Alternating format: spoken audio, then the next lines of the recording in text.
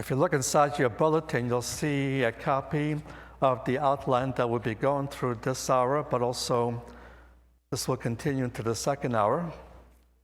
And the topic we'll be covering will be the basis of the second coming of the Messiah, or what's the one condition that must be fulfilled before Messiah can return for the purpose of setting up his messianic kingdom. Now, by way of introduction, let me point out that I'm not discussing the rapture of the church, which is quite distinctive from the second coming. The rapture of the church has no preconditions whatsoever. It can happen any moment of time, and that's part of God's program for the body of the Messiah, the Kehillah, the Ecclesia, the church. But the second coming does have a major precondition. And this major precondition needs to be fulfilled before the Messiah can return for the purpose of setting up the kingdom. And we shall be dealing more specifically with the second coming and not the rapture of the church. Now, before we can begin to deal with the precondition to the second coming, we need to raise another question first, answer that before we can fully understand the precondition. And that is what exactly happened at the time of the rejection of the Messiahship of Yeshua, the Messiahship of Jesus. And this brings us to Matthew chapter 12. You can turn your Bibles, if you wish, to Matthew chapter 12. Now, he goes public with his ministry in chapter 4 of Matthew, and from chapter 4 through chapter 12, he's going all over the land of Israel, from city to city and synagogue to synagogue, proclaiming himself to be the Messiah and authenticating his claims with many miracles and signs and wonders. And the purpose of his miracles between chapters 4 and chapter 12 were for the purpose of serving as signs for Israel, to get Israel to make a decision concerning those same messianic claims. They were to authenticate two things. First of all, he is the Messiah the prophets have been predicting. And secondly, he's offering to Israel the messianic kingdom of the prophets. So if they will accept him as the messianic king, they will see the kingdom established in their day, but no such kingdom could be established until they first owned him to be that messianic king. And that is the issue between chapters 4 and chapter 12. His person, he's the Messiah. His message, he's offering them the gospel, the good news of the messianic kingdom. Now, things change beginning in Matthew chapter 12 and verse 22. There was brought unto him one possessed with a demon, blind and dumb, and he healed them insomuch that the dumb man spoke and saw. The event comes in, the turning point comes in when the Messiah cast out a demon that caused the person controlled to be a mute, so he could not speak.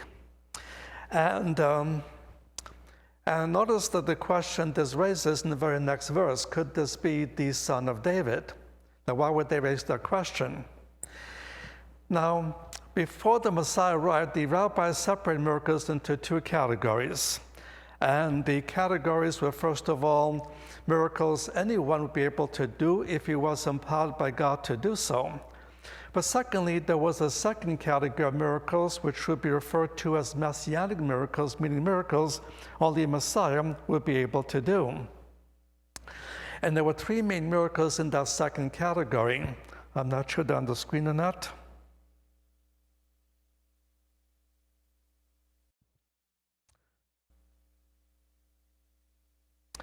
Before Messiah came, the rabbis divided the miracles into those unique categories. And there were three main miracles in that second category. And when he performs one of those three special miracles, the Jewish reaction is always very different than when he performs miracles of the first category. These are not messianic, but these are. And the first one is the healing of a Jewish leper. The second one is healing someone that was born blind, not someone that went blind. But the third one's the one we're dealing with here, and that is casting out a mute or dumb demon. And the people were amazed, and that's when they raised the question about his messiahship. And the reason was because of the practice of rabbinic and Pharisaic exorcisms in the first century, in that Pharisees and rabbis and their disciples also practiced casting out demons. But to cast a demon, one had to use a specific ritual in Rabbinic Judaism that had 3 specific steps. First of all, they had to establish communication with the demon. When a demon speaks, he uses the vocal cords of the person he controls. Secondly, after establishing communication with the demon, he would then have to find out the demon's name. Thirdly, once he knew what the demon's name was, then he could use that name to cast the demon out. And these were the 3 ancient steps of the Jewish procedure. There was one kind of demon they could never cast out, the kind of demon that caused the person to be dumb or mute so he could not speak. And therefore, they could not cast out that kind of a demon, but they had been teaching before Messiah arrived that when the Messiah comes, he will even cast out a dumb or mute demon. And that is why the Jewish masses raised that question in verse 23. Could this be the son of David?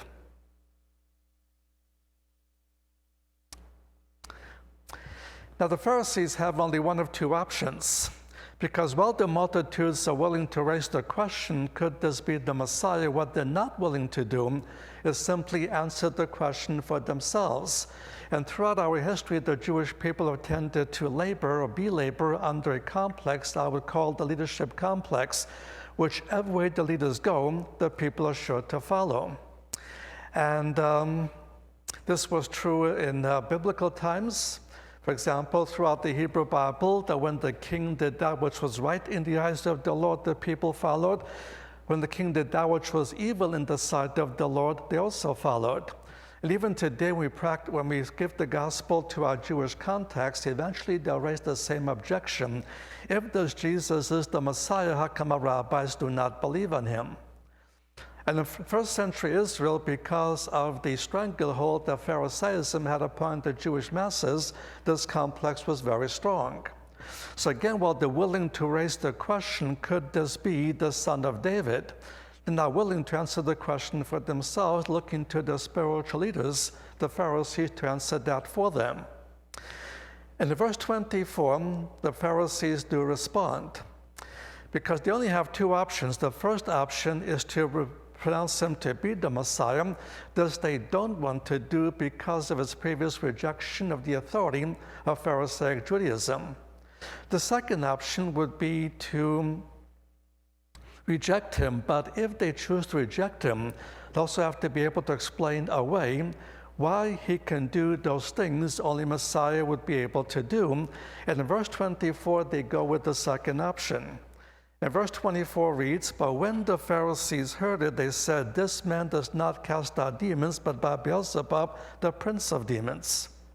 And so they reject him as the Messiah, but to explain away why he can do those things that no one else has been able to do is by claiming that he himself is possessed, but not by a common demon, but by the prince of demons, Beelzebub. And Beelzebub, or Baal-Zvuv, is 2 Hebrew words meaning the Lord of the Flies, the Lord of the Flies.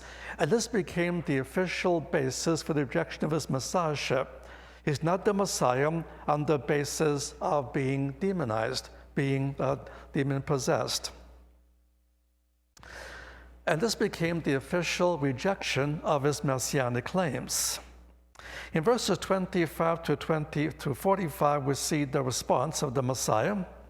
In verses 25 to 29, he points out their accusation cannot be true because it would mean a division in Satan's kingdom. And then in verses 30 through 37, he pronounces a special judgment upon that generation of Israel of being guilty of a very unique sin, the unpardonable sin or the blasphemy of the Holy Spirit.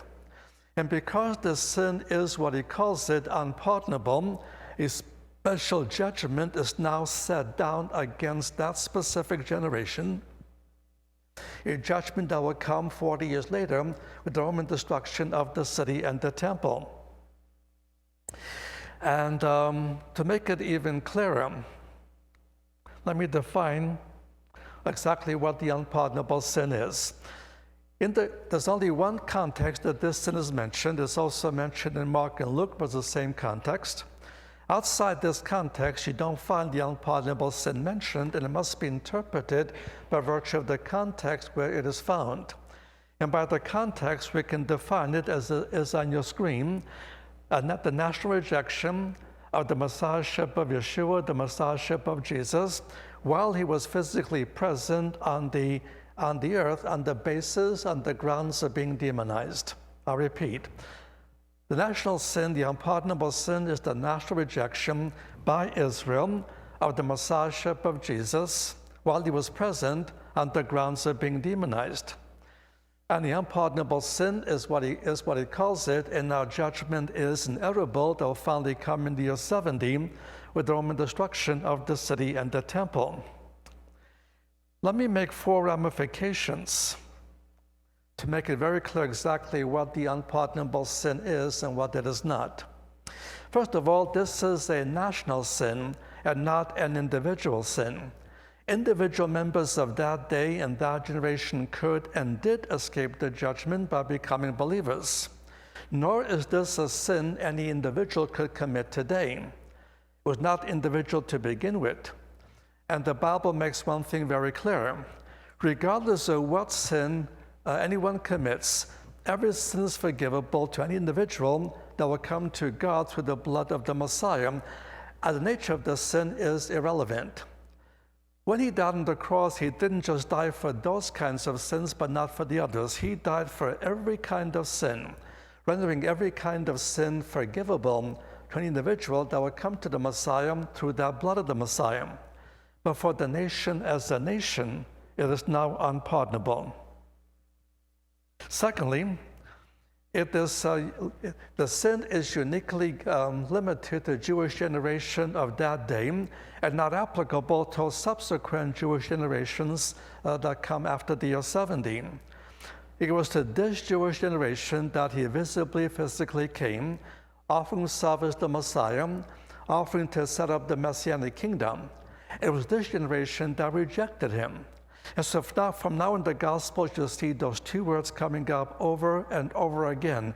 This generation, because this generation alone is guilty of this unique sin. So again, to summarize, this is a sin that is unique to the Jewish generation of Jesus' day and not applicable to all subsequent Jewish generations. Third ramification, although this is a national sin, and no other nation could be guilty of this sin because the Messiah is not now visibly, physically present with any other nation, offering himself as that nation's Messiah. That was unique to his relationship to the people of Israel, and therefore, only Israel could be guilty of this unique sin. So again, to summarize, no other nation could be guilty of this sin. And the fourth ramification is that the commitment of the unpardonable sin by this generation for this generation means 2 things. First of all, it means that the offer of the Messianic kingdom is now rescinded. It's withdrawn. And they lost out on the opportunity of seeing the kingdom established in their day. And then secondly, it means that now this generation is facing a specific divine judgment. And again, that will come in the year 70 with Roman destruction of the city and the temple. Now, what has happened at this point is what's happened twice before in biblical history. When a specific generation goes beyond the point of no return, no amount of repenting can change the fact of coming physical judgment. And this is the 3rd time this has occurred. The first time you see this happening is in the book of Numbers, chapters 13 and 14, the sin of Kadesh Barnea.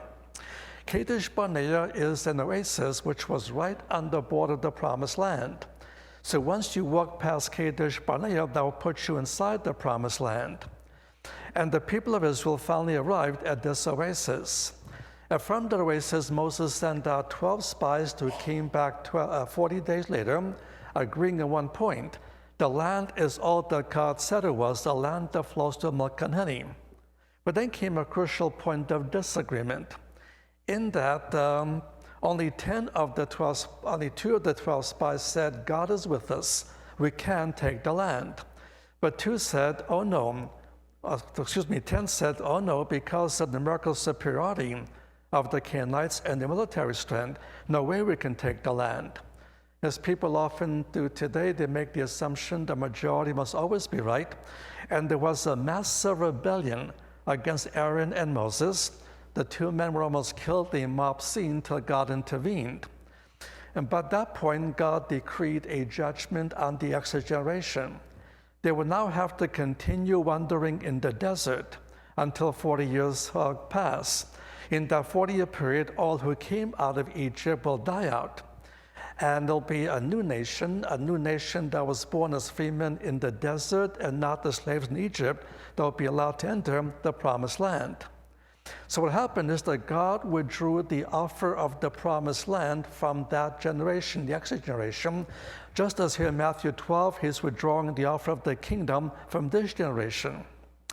And just as a new generation would finally enter Israel under Joshua 40 years later, by the same token, a time will come, a time in the tribulation, when the kingdom will be reoffered to a new Jewish generation. They will accept it, the Jewish generation of the tribulation, and that then will initiate the Messianic kingdom.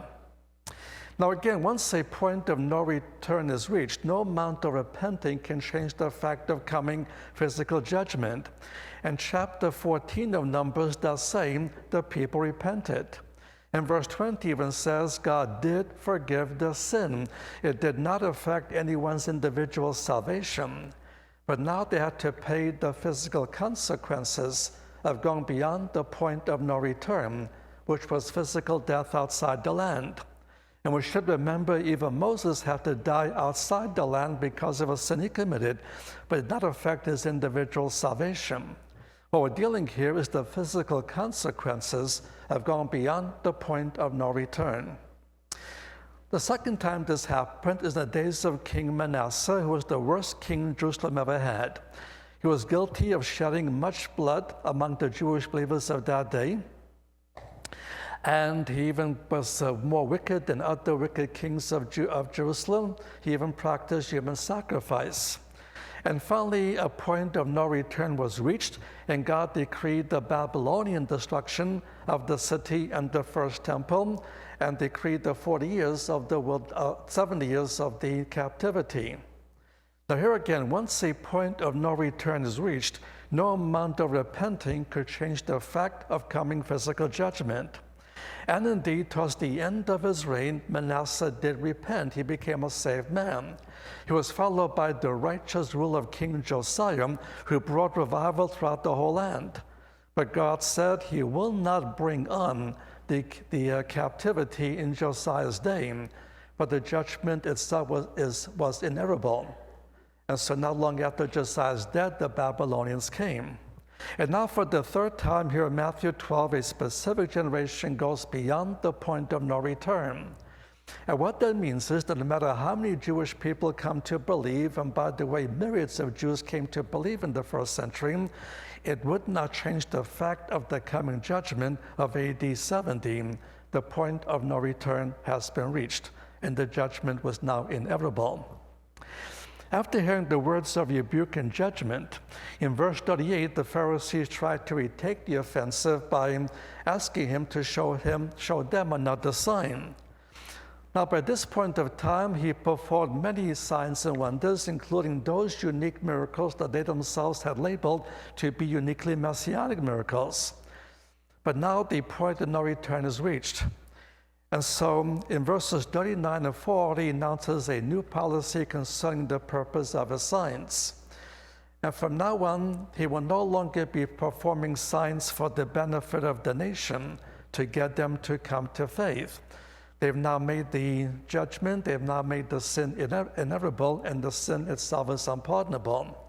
So for the nation, he points out, there'll be no more signs except one sign, the sign of Jonah, the sign of resurrection.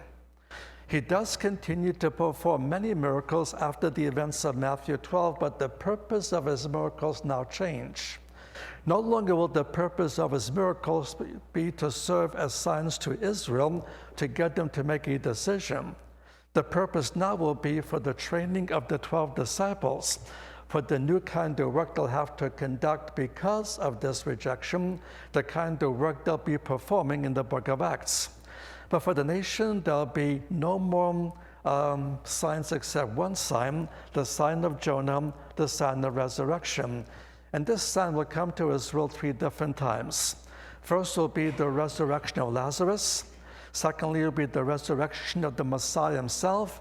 And thirdly, will be the resurrection of the 2 witnesses in the tribulation, which will finally begin the process of Israel's national regeneration.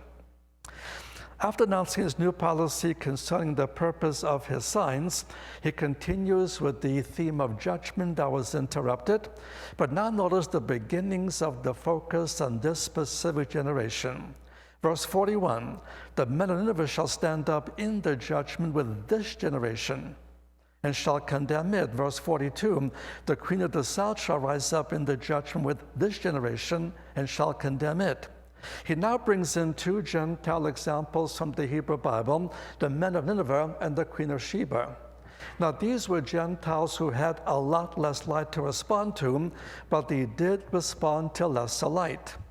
And so at the great white throne judgment, these Gentiles will be able to witness against this specific Jewish generation for being guilty of rejecting the Messiah and being guilty of the unpardonable sin. Then the words of judgment conclude with another story about a demon, though the point of the story is often missed. It's found in verses 43 to verse 45.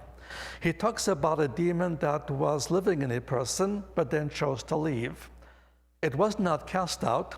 This demon simply chose to leave on his own will, looking for better flat in which to live.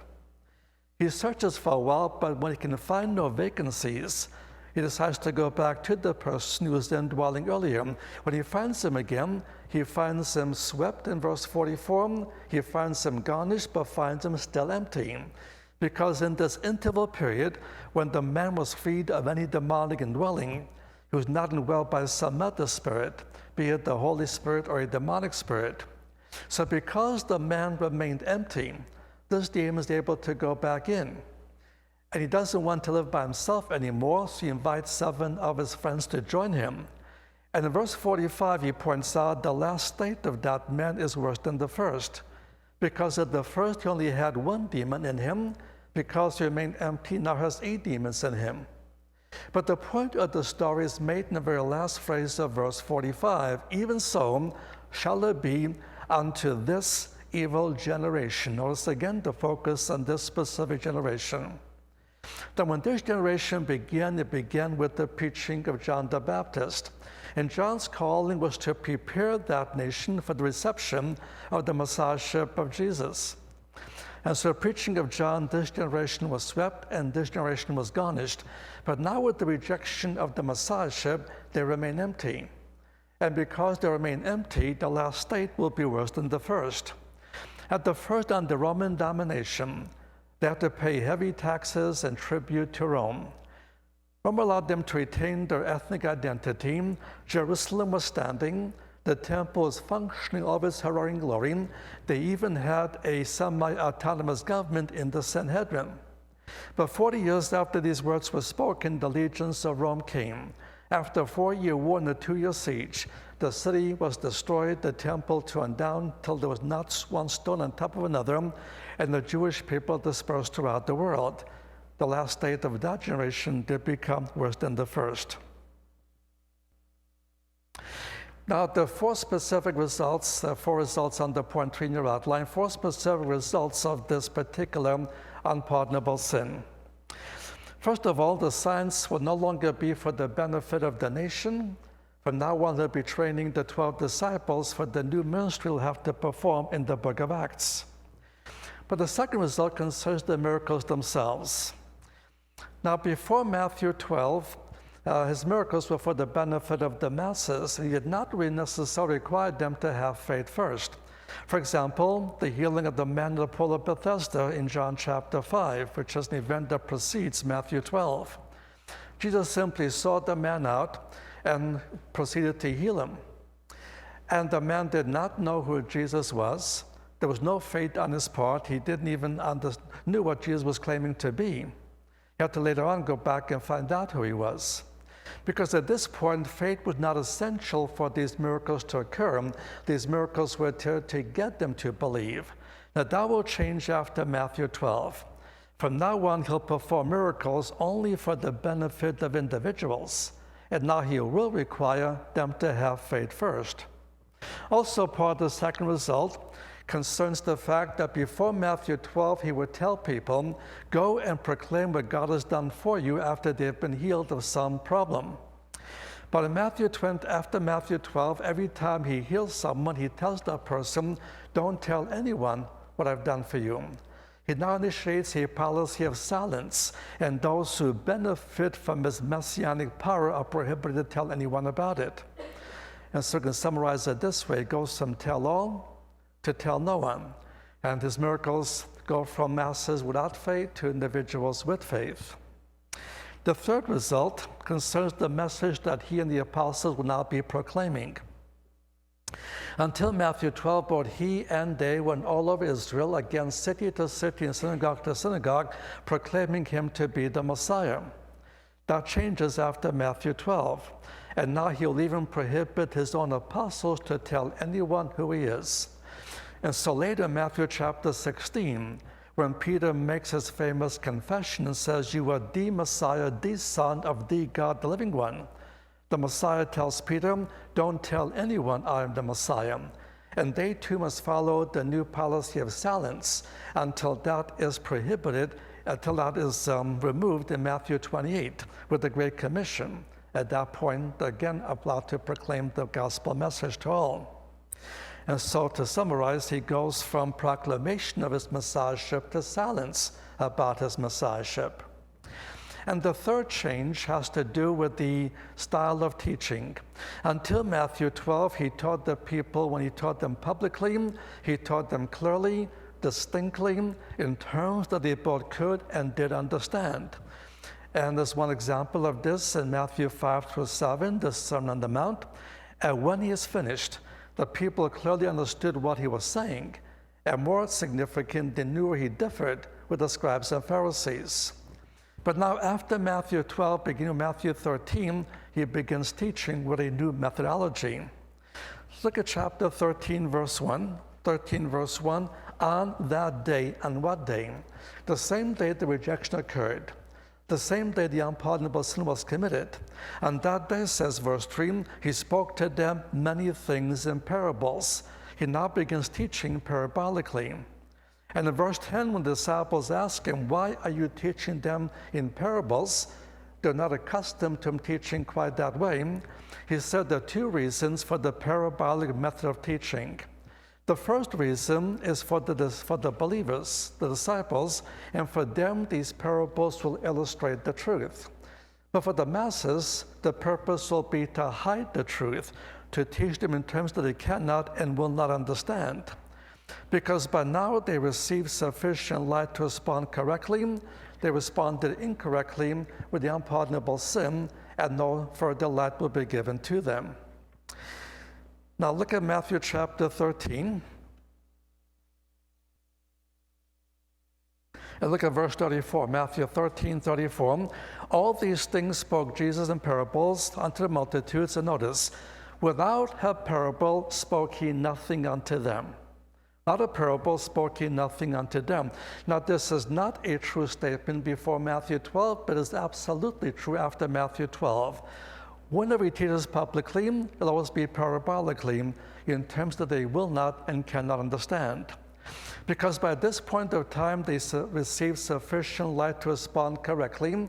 They responded incorrectly with the unpardonable sin, and no further light will be given to them.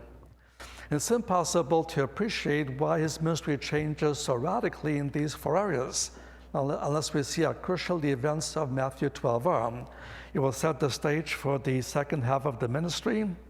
It sets the stage for the events of the book of Acts. It will set the stage for a new entity to come into being, the Kehillah, the Ecclesia, the church, the body, the Messiah.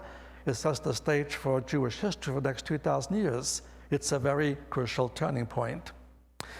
Let's turn to one more passage before we break. Let's look at Matthew chapter 16. Even after Matthew 12, they come again, ask him to show them a sign. As in verse 1, and the Pharisees and Sadducees came, trying him, asked him to show them a sign from heaven. Now skip down to verse 4.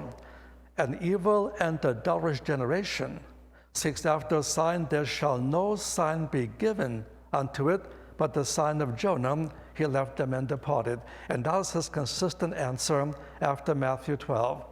Every time they ask for a sign, there'll be no more signs given except the sign of Jonah, the sign of resurrection. And that is the only sign he'll give them publicly, as we'll see as we continue the study a bit later. Okay, let me close with another story. It's not a rabbi story like the one last night, but it has a Jewish connection. It's about a Taliban terrorist running to the desert, fleeing the authorities. He's run out of water, is getting desperate. Looks up on the horizon and he sees what might be an oasis. And if it is an oasis, there'll be water, there'll be trees.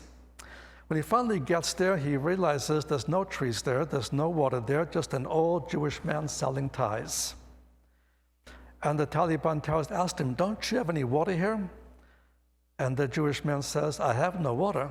But look, I have all these nice ties, only $5 American. That terrorist says, "I don't need your Western garments. I'm an Easterner. I need some water." And Jewish man says, "Well, like I said, I have no water. But look, I have this nice silk tie, only $5 American. And the terrorist says, "I wish I had strength right now to take the tie and put around your neck and squeeze you till you're dead. I hate Jews. I want to kill Jews. But I need to reserve my energy. I need to find some water." The Jewish man says, "I'll show you I'm a better man than you are. You hate me because I'm Jewish. You don't buy any one of my ties. Fine, but I'll show you I'm a better man.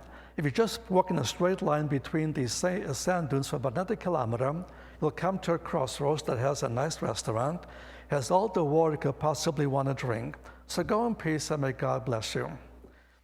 And as the terrorist leaves, he yells out, "I may come back and kill you yet. Right now I'm reserving my energy." He's gone for a while. After a while, he comes back, but he's crawling on his hands, he's crawling on his knees. He's got a $5 American in his hand, and he says, "They will not let me in without a tie."